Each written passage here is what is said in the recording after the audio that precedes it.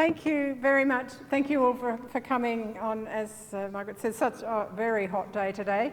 That song was in a music book. So this program is based largely on the music books that belonged to Jane Austen and her family, and that still exist today. So, I've indexed them all and written a book. So we'll talk about that later, maybe. Or come and ask me about it if you're interested. So Lotharia was in one of the music books belonging to her teacher from when she was about 7 or 8 years old, and she and her sister Cassandra went to be schooled in Oxford for just a few months.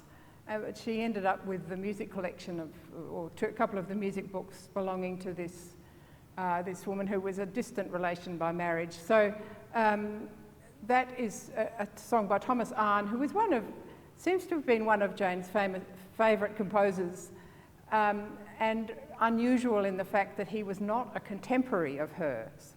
He died when she was about 2 years old, whereas most of the composers that we'll hear today, and most of the composers in her own music collection, are from her sort of her own lifetime, from the later half of the 18th century and into the 19th century. So the next two songs will be, the first one is a French song by François Devienne, who is of course very well known for being a flautist, a flute composer, but also wrote some very lovely songs. And so her cousin Eliza married a French comte, or someone who said he was a French comte, which was not a clever thing to do in the 1780s, really.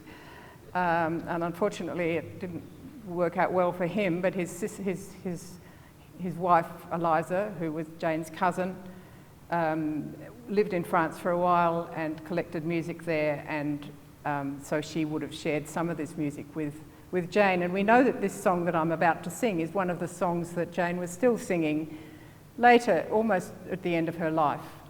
So it seems to have remained a favourite with her.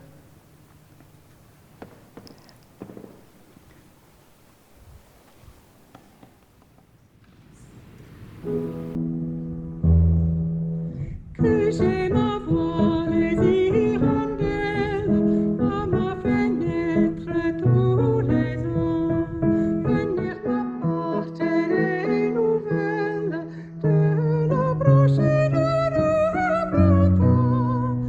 La même nuit me disait-elle, avaler les mêmes amours. Ce n'est que des amours finis.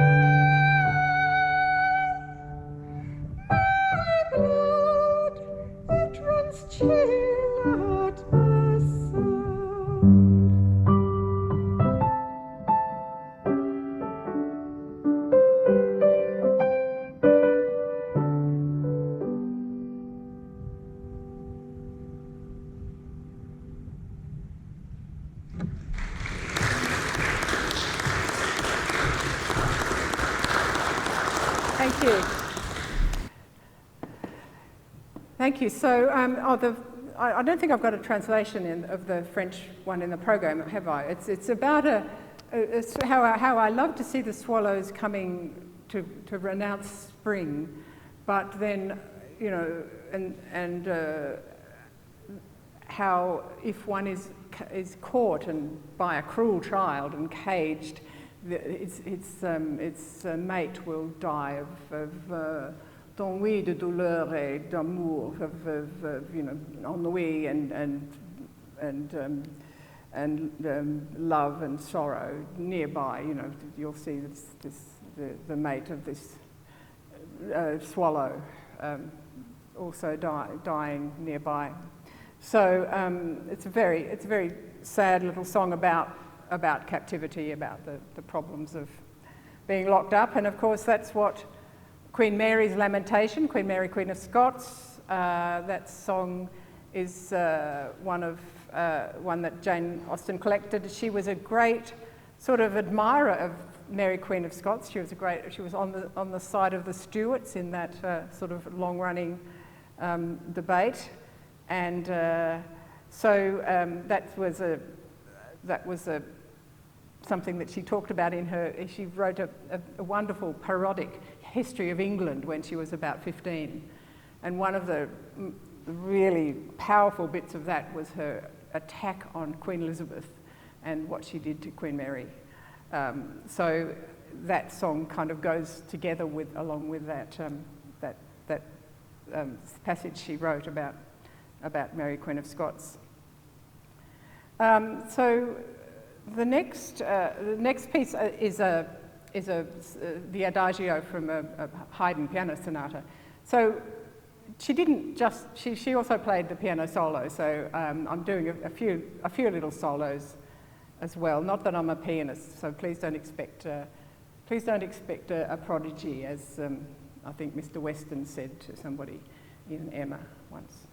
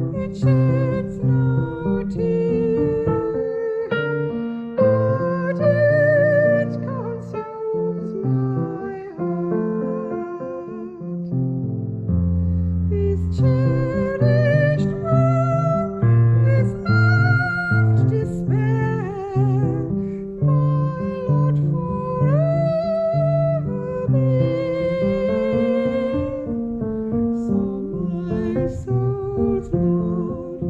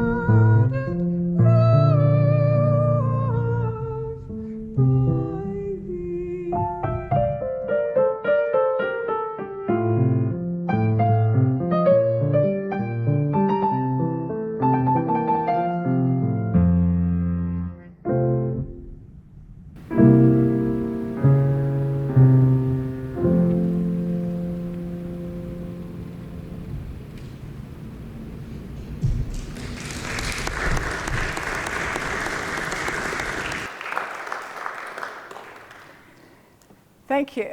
Thank you. So that's one of the few songs in Jane Austen's collection which was written by a female composer, and that composer was the Georgiana Cavendish, the Duchess of Devonshire.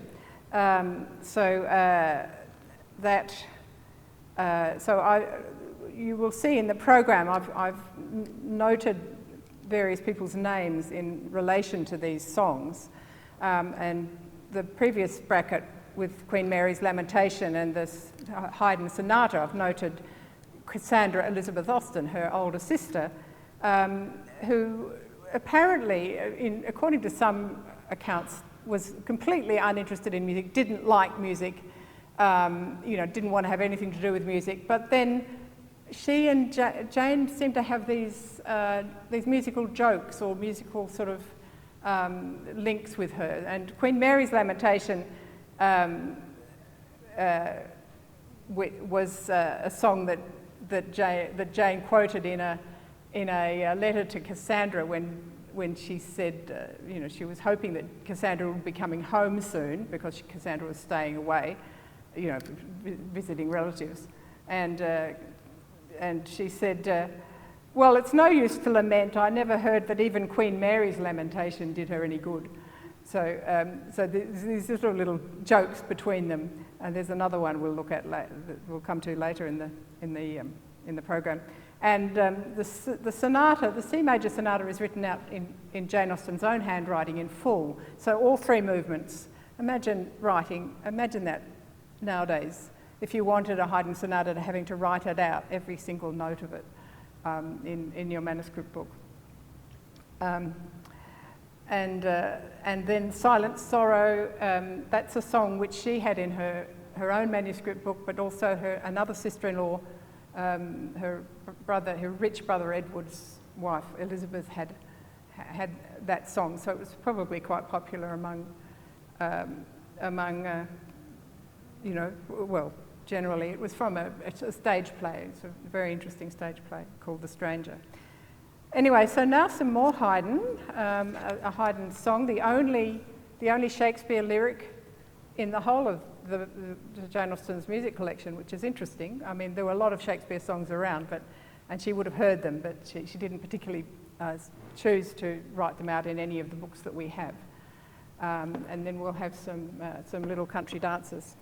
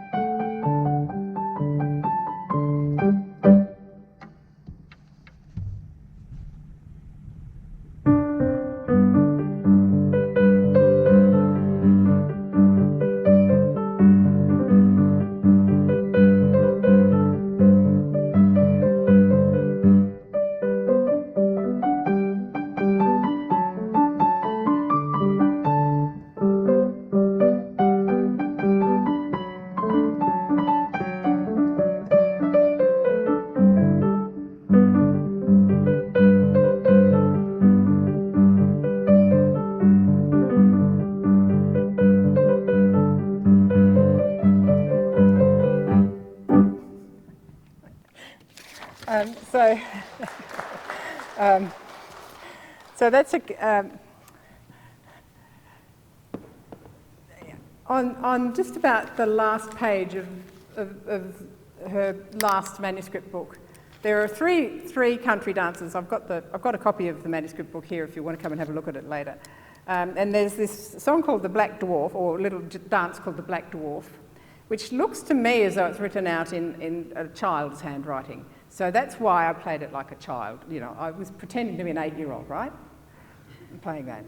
And then the other one, the Waterloo, which somebody who knows more about country dancing than I do might be able to tell me whether it's a jig or whatever it is.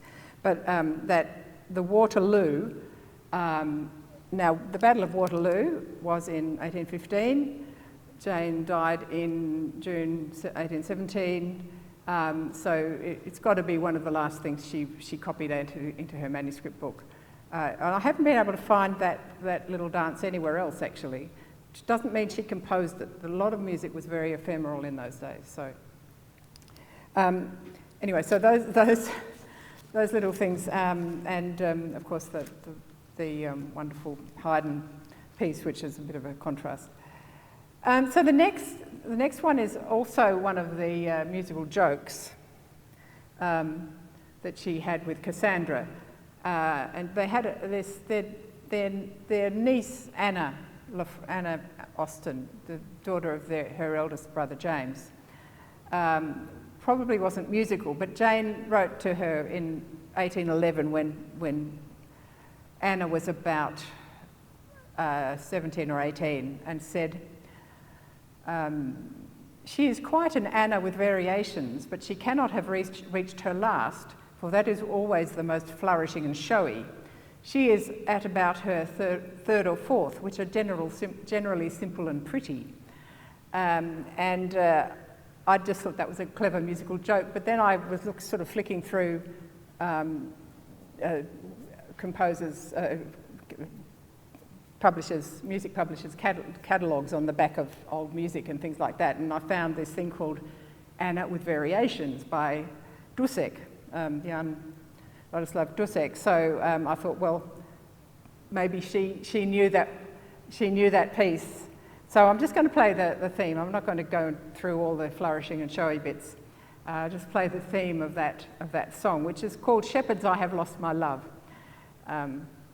So I've written a bit about that in my book, and then I'll play sing another couple of Scottish folk songs, which Anna's younger sister, Caroline, remembers her singing when she says when she'd almost left off singing at the end of her life. So there are these few songs, her last songs, that she remembered,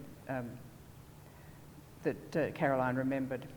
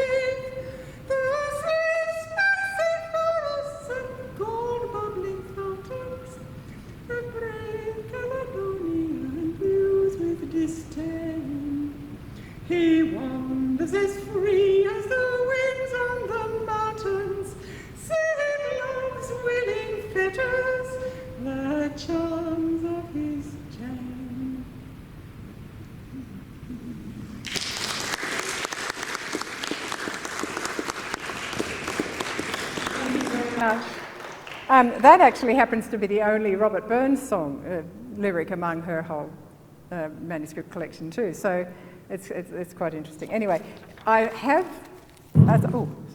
I have some copies of her manuscript music if you want to come and have a look at it. I have some. This is my book. She played and sang Jane Austen and music, and I have some discount vouchers here if you're interested. So do come and have a chat if you want to, if you're interested in talking about it. Thank you very much.